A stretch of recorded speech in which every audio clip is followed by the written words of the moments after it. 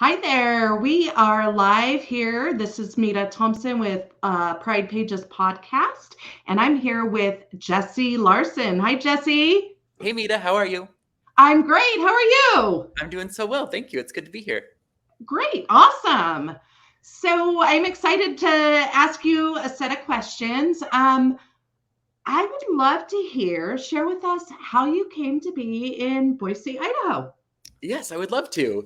It's kind of a fun story, really. So, quick background, I was born in Twin Falls and never thought that Boise was a really big priority for me until I moved here just after high school and I realized how amazing it is. But then I wanted to kind of get out and see the world, live in, one of the great American cities, and I chose San Francisco. So, I moved to San Francisco for about 8 years, and I was having a lot of fun there, but I was missing my family, and there's just so much going on there, and it's so big, and there's so much distance between you and anything you want to do that my partner and I started talking that Boise would be a really great place to spend the next few years of our lives. And so we actually call this Harmon's best idea ever, because he was like, you know what, I think it's time that we move closer to your family. And he was able to find a school here. So after us spending the first 5 years of our relationship together in the Bay Area, we both moved to Boise, myself back to Boise last year in May, and it has been just a ride ever since. It's been so much fun to kind of learn about all of the changes and the increased diversity and culture that have kind of been cultivated over the past few years that I've been gone. Awesome. And Harbin's your partner, right? Yes, Harmon is my partner. He's fantastic. We met, like I said, down in the Bay. He is a LPN, I think we call it in Idaho, licensed practical nurse, Oh, okay. and he's studying to become a registered nurse. Oh, fantastic. That's awesome. Yeah, it's pretty fun. Very cool. So now we're going to get into some of the juicy questions. What are your thoughts on coming out? Yeah, so this is such an interesting one for me because I think that there's a huge spectrum of coming out needs, of stories, and of course of acceptance. And that's really where I kind of put most of my heart, is in acceptance. And so when people talk to me about my coming out story, I had a low need, and my story was pretty easy. I told my parents when I was ready, and they were accepting of that. But I think part of the reason that they were so accepting is because I was accepting of myself. And so when I talk with anyone really about coming out, sometimes people feel pressure, or they feel like even their friends who know that they're out want them to come out to their families, or what have you. And I just think it's so important that people start with accepting and loving themselves and give themselves a little grace and timing, and maybe even be a little bit assertive when you're not ready until you are ready. And then know that that mood, that emotion, that overall acceptance and self love is really going to make the conversation easier when you go to tell that final person that you maybe thought you might not tell, or the person that was the hardest to tell. I think it's going to make it that much easier to share that part of yourself with them. I love your fresh outlook on that. That's awesome. Thanks. So we know you're a real estate agent. Yeah. What did you do before real estate? We want to hear Yes. some history about you. Yeah. Okay, cool. Yes, I love a good history. So I have historically worked in retail leadership, and my career has always kind of followed my values and my kind of phase in life. So my very first job was at Old Navy. Adorable, right? And then from there, I kind of got a little bit more edgy, and Urban Outfitters came to town. So I helped open the Urban Outfitters that used to be in Bodo. And then I started getting a lot more values driven. So from Urban Outfitters, I went and worked in retail leadership for Levi Strauss and Company. Mhm. And I worked in several of their stores, two here in Boise, one in Seattle, a few in the Bay Area. And when my time with Levi's came to a close because they ended their operations in Boise, I moved into a career with Apple because Apple was what matched my values at that time. They were a very forward thinking company for the plus community, for diversity, for women in business. And I really liked that. And I learned a lot from them over my 9-year tenure with them. But really, always in the back of my mind, and if I'm honest, not clear to the back, I always had a voice. I always had a knowledge that I wanted to be a real estate agent. I have such a passion for architecture and for design. And so I just knew that it was the right thing for me to kind of foray into. But yeah, before this, it was all retail leadership and really working with now what I get to call some of my lifelong friends and meeting them in a place where we got to celebrate new products or people having really cool experiences through these different companies that have been a part of my life. Awesome. So you've kind of answered the next question. What made you get into real estate? Is there anything you want to elaborate more on that? Yeah, I mean, it's just kind of cool how things all worked out, but it was also really intentional. I never really had a target date for becoming a real estate agent, but it was always a goal of mine. And through kind of keeping my nose to the grindstone and doing some hard work over the course of, several years with Apple, I was able to make a little bit of a pathway for me to transition from retail to real estate. And the reason that I want to share that specifically is that I didn't, until it happened, I didn't know if it was totally possible. And I know a lot of people that work in industries that they've been in for a long time, the service industry, retail, even some professions, which would require, more advanced degrees, think about a change. And some of them think about a change to real estate. But it's so cool once you kind of put a little bit of intention into it and then take a little bit of a risk and it works out. It is going to be exactly what you thought it would be, an exciting and fulfilling ride. That's awesome. I love that. So you mentioned a little bit about the plus, and so I'm going to bring it up again. Love it. Tell me a little bit about your plus niche and what you mean by that. I want to hear about it. Yeah. So the idea is LGBTQIA plus is an important acronym, but not everyone knows all of the meaning, and it itself doesn't convey a lot of meaning. So when I say the plus community, that is who I'm talking about. I'm talking about queer individuals or intersex or trans, gay, everyone who falls into or decides really to be a part of our community. We get to be together in a way that can bring a lot of vibrancy to our communities. And so I like the idea of calling it the plus community because we do add color and flavor and culture and a lot of really fun experiences to the communities that we are a part of. Sometimes that's from a business perspective. Sometimes that's, just out for a night of fun. But I just think that the idea of the plus community is inclusive. And to me, it signifies a little bit more of what we have to offer than naming all of the initials for the different components of which we are made. Absolutely. I love that. I love how that just opens it up more and makes you more inclusive and more accepting. Yeah, I love that. thanks. So what things are you passionate about in improving our community that showcase pride and make things better?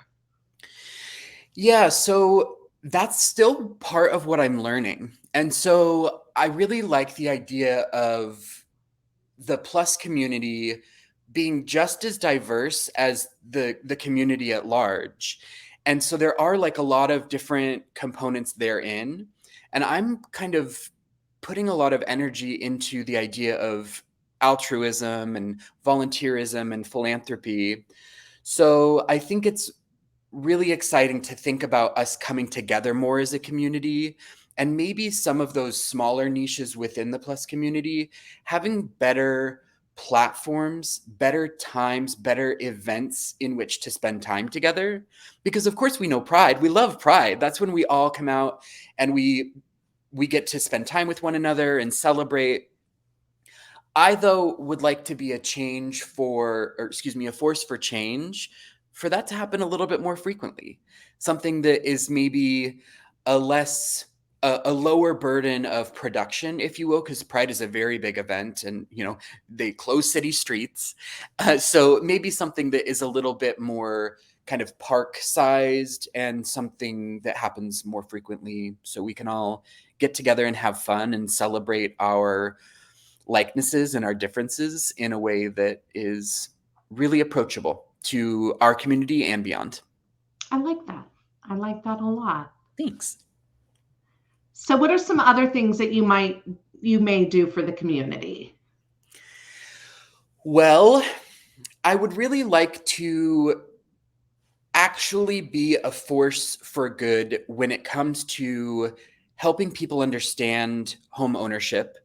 And some of the people that I want to reach are of the plus community. Some are in the ally community.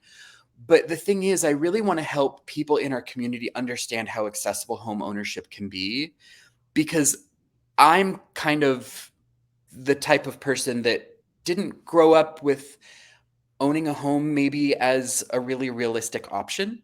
And so now that I know the inner workings of the industry, I would like to offer things like first time homebuyer classes, or I have a couple of lenders that I work with where we can just sit down and almost talking about starting the idea of saving for a home or planning to purchase a home, in the next 1 to 5 years. So that's something that I would really like to bring to the community, is a knowledge and maybe to break down a few barriers with and for people to homeownership.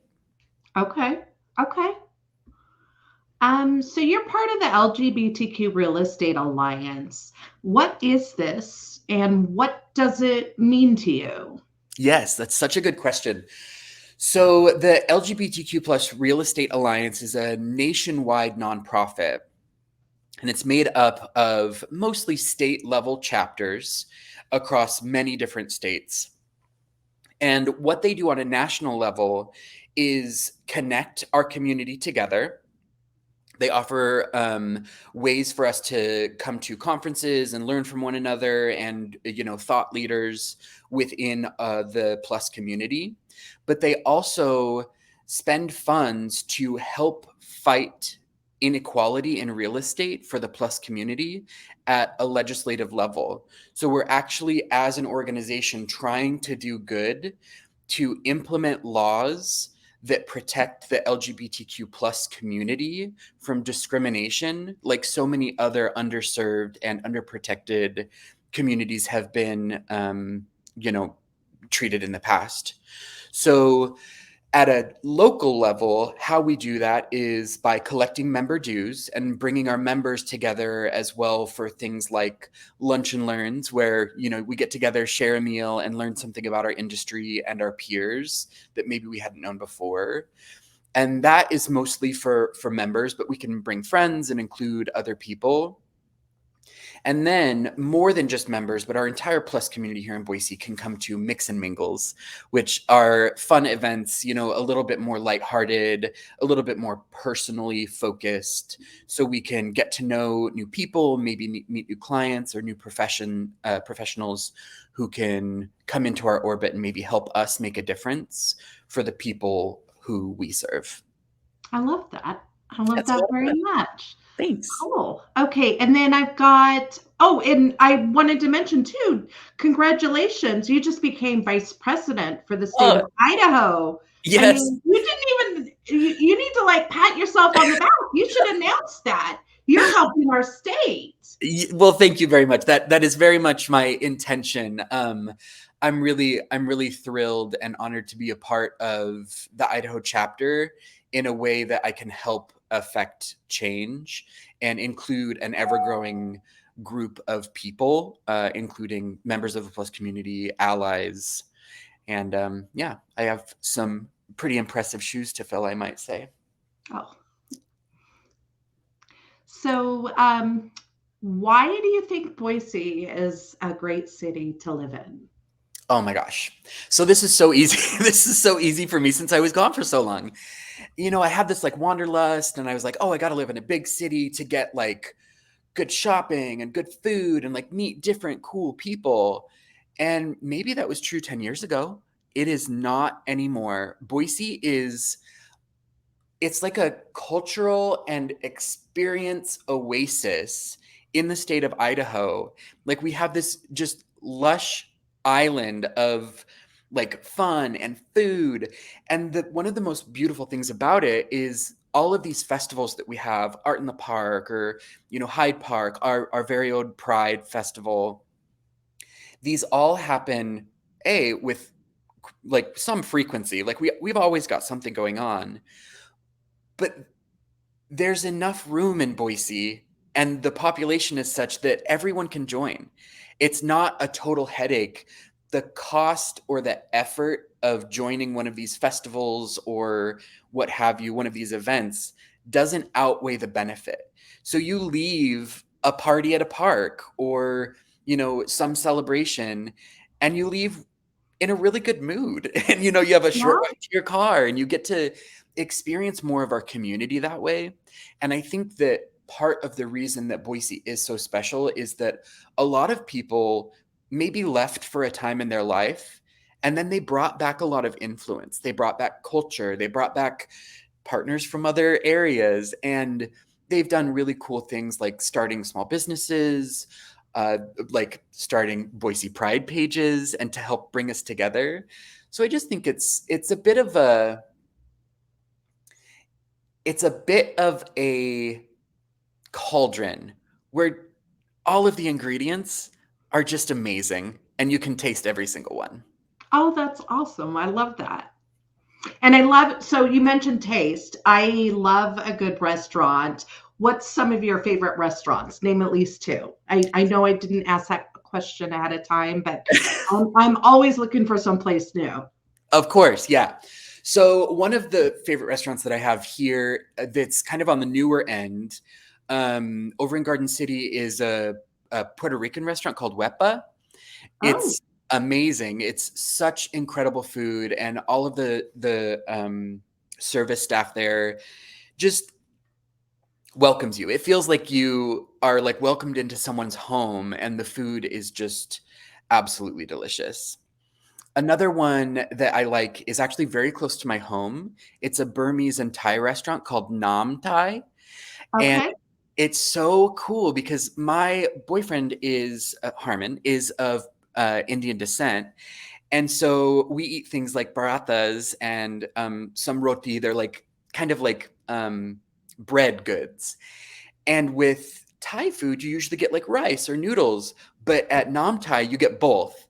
And so Oh, it's like cool. this little like cultural intermingling of Burmese and some kind of South Asian cuisine, and all of the flavors are really incredible. Oh, that's super exciting. Is there anything you want to finish off with? First of all, thank you for having me. This has been really fun, and I love getting to spend time with you. And I'm really excited to see how Boise Pride Pages progresses. I'm super proud to be a part of it. And I would just say for anyone watching who hasn't figured out what their next step is, but they have something that they want to do differently, keep thinking about it. It's okay that you don't have an answer yet because someday you will. And if you Mhm. don't, if you find a sticking point, maybe talk to someone who's made a change before. I could be one of those people. I feel like you could be one of those people, Mita. So I just think that Boise is really rife for collaboration and helping people make changes that are in their best interest. And often that also really benefits the community, which is a pretty cool little cycle. That's cool. So I realized I missed a question, Okay. which ties into what you were just talking about. Okay. So, how or why do you recommend that people should think differently about buying a home? Yeah. So, I mean, there's so many reasons, and it really starts, in my opinion, with your upbringing. or your experiences early in life. Let's say that, because it's less about, the way you were raised and more about the experience that you went through. And so my particular situation was such that a lot of our lives we rented. And so it wasn't ever instilled in me that home ownership was a reasonable, important, and kind of attainable goal until I started getting into real estate. And I'll tell you what changed my thoughts on that. I started talking to a lender as research so I could give advice to prospective clients, existing clients, friends, and family. And she said, before we meet, do you want me to send you the list of documents that you'll need to bring for us to pre-qualify you? Because we were kind of going to pre-qualify me as a use case, just put me through the motions. And I said, that text made me start sweating immediately. So maybe we just start with a conversation. And then the next day, I was like, you know what? I actually thought better of it. I would like to review this document. And I expected like a full page of like checklist items. Like I was thinking at least 20 things to gather to start the process of buying a home. She sent it over and it was like 5 things. One of which was a photo of my driver's license, which was already on my phone.